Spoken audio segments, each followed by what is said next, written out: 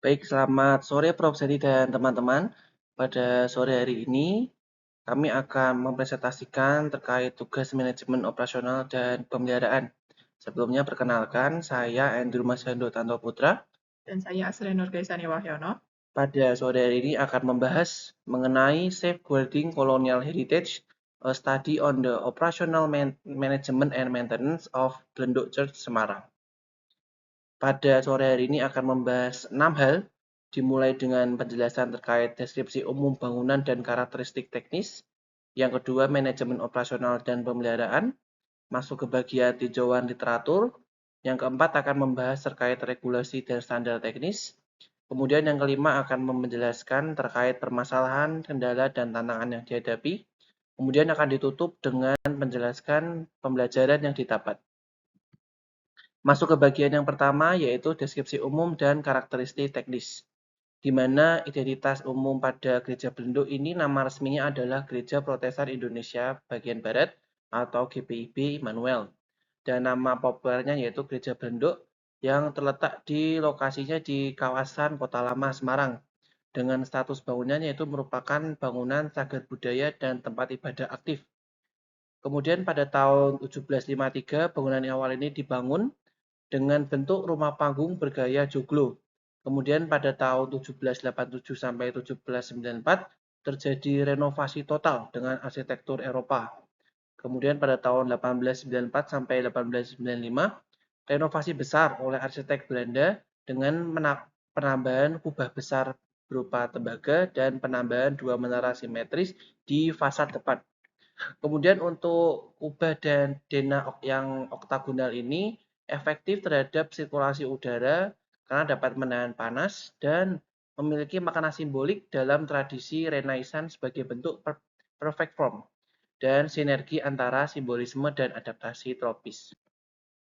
Kemudian untuk ciri arsitektur dari gereja Belenduk ini menggunakan gaya neoklasik dengan sentuhan barok dan Renaissance, di mana memiliki dena oktagonal atau segi 8 yang melambangkan 8 penjuru mata angin. Untuk strukturnya ini menggunakan fondasi batu alam dan dinding batu bata satu lapis, dan terdapat 4 itu utama di setiap arah mata anginnya. Untuk kubahnya sendiri ini dilapisi oleh tembaga dan disangga oleh 32 balok baja. Untuk interior, untuk mimbar ini juga berbentuk oktagonal dari kayu jati, bangku jemaat dari kayu dan rotan, lantai keramik ini geometris warna hitam, putih, dan juga kuning, tangga spiral, dan organ pipa gaya barok ini sekarang sudah tidak difungsikan lagi karena adanya kerusakan. Untuk ruang sendiri ini ada 3 ciri, di mana organisasi radial dengan pusat sebagai ruang ibadah. Kemudian mezanin atau balkon lantai 2 yang mengelilingi ruang utama. Kemudian untuk transept utara ini ada organ, kemudian di barat ini ada konsistori, di timur akses balkon, dan selatan pintu utama. Kemudian untuk Gereja Belenduk sendiri pada tahun 2009 ini mendapat penghargaan, yaitu tempat ibadah tua terawat terbaik oleh IAI Jawa Tengah, di mana untuk status saat ini aktif digunakan sebagai tempat ibadah, terbuka untuk wisatawan, dan salah satu objek wisata religi dan sejarah terpopuler di Semarang. Kemudian untuk ke manajemen operasionalnya sendiri, di mana pengelola utama adalah GPIB Immanuel. Dengan struktur organisasi harian ini ada ketua, sekretaris, bendahara, dan beberapa anggota pengurus. Kemudian untuk pusat sinodenya ini ada di Jakarta, yang berfungsi sebagai pengambil keputusan. Dan kegiatan operasionalnya ini ada ibadah hari Minggu, di mana dilakukan hari Minggu itu 2 kali sehari, di mana di pagi dan sore. Kemudian ada latihan paduan suara, ibadah keluarga, rapat pengurus, dan pembinaan kelompok usia jemaat. Kemudian terkait pemeliharaan rutin, ini modelnya yaitu swakelola berbasis komunitas jemaat, di mana terdapat beberapa kegiatan yang bisa dilakukan, yaitu pembersihan jendela dan ornamen itu 1-2 kali sebulan. Kemudian pembersihan area yang sulit dijangkau ini setiap 6 bulan sampai 1 tahun sekali. Kemudian ada pengecatan kayu dan penggantian lampu dilakukan secara reaktif. Kemudian ada pelestarian elemen asli, di mana elemen seperti kayu dan kusen jendela tetap dipertahankan. Kemudian bila diperlukan adanya modifikasi dilakukan secara minimal. Kemudian untuk sistem ventilasinya ini menggunakan bukaan alami berupa jendela besar dan lubang udara di dinding bagian bawah. Terdapat sistem pendingin tambahan yaitu AC yang digunakan secara selektif tergantung kapasitas dan kondisi di dalam ruangan. Untuk kapasitas maksimal ruangannya sendiri ini bila dicampur antara lantai 1 dan lantai 2 ini kurang lebih 400 orang. Kemudian di penghujung tahun 2024 ini dilakukan pemeliharaan struktural berskala besar di mana penanggung jawabnya adalah Kementerian PUPR Pusat, yaitu dilakukannya revitalisasi atap dan fasad. Kemudian ya, dilaksanakan oleh kontraktor resmi yang ditunjuk oleh kementerian. Ini merupakan revitalisasi terakhir setelah lebih dari 100 tahun. Kemudian diajukan langsung oleh pihak gereja ke kementerian dan tidak ada keterlibatan langsung baik dari pemerintah kota maupun provinsi. Kemudian pada masa pemeliharaan pasca revitalisasi ini diawasi oleh Balai Pelestarian Kebudayaan Wilayah 10 atau BPK 10 dan terdapat larangan selama masa ini, yaitu yang pertama, tidak boleh melakukan perubahan struktur dan tidak boleh menambah elemen seperti CCTV eksternal. Kemudian setelah masa pemeliharaan berakhir, gereja diizinkan menambah alat musik, peralatan elektronik liturgi. Kemudian isu dan tantangannya di mana model pengelolaannya berbasis komunitas dan mandiri dan memiliki kelebihan yaitu bersifat partisipatif dan efektif untuk operasional harian. Keterbatasannya itu yang pertama, ketergantungan pada pemerintah pusat untuk perawatan besar dan minimnya dukungan pemerintah daerah dan pihak swasta. Di mana tantangan utama itu yaitu menjaga keberlanjutan konservasi bangunan cagar budaya dengan keterbatasan sumber daya lintas sektor. Kemudian masuk ke bagian tinjauan pustaka, di mana pengelolaan dan pemeliharaan bangunan warisan kolonial seperti Gereja Belendo ini memerlukan pendekatan yang holistik, di mana menggabungkan aspek budaya, struktural, dan operasional.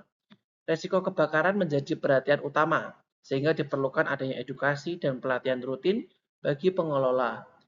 Keterbatasan anggaran ini dapat diatasi melalui pemrograman kendala dan pemeliharaan berbasis kondisi yang didukung oleh pemantauan struktural menggunakan teknologi sensor nikarbel dan sistem MEMS. Kemudian inovasi seperti digital twin dan HBIM ini memungkinkan pengelolaan berbasis data yang lebih efisien, akurat, dan ramah terhadap nilai estetika bangunan.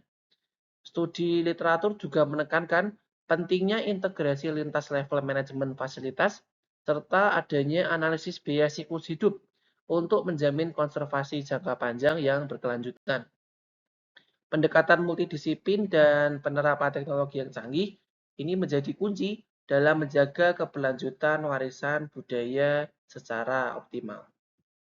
Selanjutnya adalah terkait regulasi dan standar teknisnya. Untuk yang pertama yaitu UU nomor 11 tahun 2010 terkait cagar budaya, di mana larangan mengubah atau menambah struktur bangunan tanpa izin resmi. Lalu ada juga prinsip minimum intervention, yaitu menekankan intervensi seminimal mungkin untuk menjaga keaslian dan integritas bangunannya. Yang kedua yaitu ada Lembaga Balai Pelestarian Kebudayaan BPK Wilayah 10, di mana tugasnya adalah mengawasi aspek pelestarian heritage untuk wilayah Jawa Tengah dan daerah istimewa Yogyakarta. Lalu tugas lainnya adalah memberikan rekomendasi terkait tindakan konservasi. Yang ketiga adalah Kementerian PUPR, di mana untuk praktik revitalisasi dan pemeliharaan mengacu pada Permen PUPR nomor 19 tahun 2021 tentang pedoman teknis bangunan gedung cagar budaya. Ada juga terkait praktik restorasi dan masa pemeliharaan dari kontraktor mengacu pada Permen PUPR nomor 14 PRT M 2017, yaitu penyedia jasa konstruksi wajib menjamin kondisi bangunan dalam periode tertentu. Untuk permasalahan, kendala, dan tantangannya, yang pertama adalah minimnya dukungan pemerintah daerah, di mana tidak adanya keterlibatan aktif dari pemerintah daerah dalam pendanaan, pengelolaan, maupun pemeliharaannya. Lalu yang kedua adalah pendanaan tidak berkelanjutan. Tidak adanya sistem pendanaan rutin atau berkelanjutan sehingga pemeliharaan cenderung reaktif bukan preventif. Yang ketiga adalah keterlibatan material asli, di mana sulit mendapatkan material bangunan yang identik dengan material asli dari abad ke-18 sehingga proses restorasi sering terkendala. Yang keempat adalah teknik pemeliharaan masih konvensional. Untuk proses pemeliharaan masih dilakukan secara manual dan tradisional seperti misalnya adalah pembersihan jendela yang tinggi dengan tangga. Yang kelima yaitu pembatasan selama masa pemeliharaan pasca revitalisasi. kapasitas pelayanan ibadah, kegiatan komunitas, dan penambahan fasilitas baru menjadi terbatas. Yang keenam yaitu keterbatasan SDM pengelola, di mana pengawasan rutin, lemah, dan respon terhadap masalah teknis lambat. Untuk yang ketujuh adalah efisiensi penggunaan fasilitas, di mana penggunaan AC, lampu, dan fasilitas lainnya dibatasi untuk penghematan energi dan biaya operasionalnya. Yang kedelapan ada kerusakan berulang pada arsitektur, yaitu kerusakan ringan seperti kebocoran atap dan pengelupasan cat sering berulang meskipun sudah direvitalisasi. Untuk permasalahan yang ke-9 yaitu kekakuan regulasi konservasi, di mana setiap perubahan struktural atau penambahan fasilitas permanen harus melalui izin dari BPK 10. Yang ke-10 yaitu keterbatasan akses publik, di mana pengunjung hanya dapat masuk pada jam tertentu di luar waktu ibadah dan area tertentu seperti balkon atas yang hanya digunakan untuk petugas. Yang ke-11 adalah kesenjangan antara pelestarian dan operasional. Koordinasi dengan BPK 10 lebih menitikberatkan pada aspek struktural, arsitektur, dan sejarahnya, bukan pada operasional hariannya. Untuk pembelajaran yang didapat, yang pertama ada kemandirian komunitas lokal, di mana swadaya jemaat dan keterlibatan masyarakat lokal menjadi modal sosial strategis saat dukungan eksternal terbatas. Yang kedua, pentingnya kolaborasi multipihak, di mana kolaborasi lintas lembaga memperkuat koordinasi teknis serta legitimasi upaya konservasi bangunan cagar budaya. Pembelajaran yang ketiga yaitu pemeliharaan jangka panjang. Untuk rencana pemeliharaan jangka panjang mencakup pelatihan teknis, material alternatif, dan jadwal perawatan berkala. Pembelajaran yang keempat adalah fleksibilitas dan adaptasi material, di mana keterbatasan material asli mendorong adaptasi guna menjaga fungsi bangunan tanpa mengorbankan nilai historisnya. Pembelajaran kelima adalah nilai edukatif dan budayanya, di mana kunjungan umum dapat menjadi sarana edukasi dan pelestarian nilai budaya serta spiritual lintas generasi.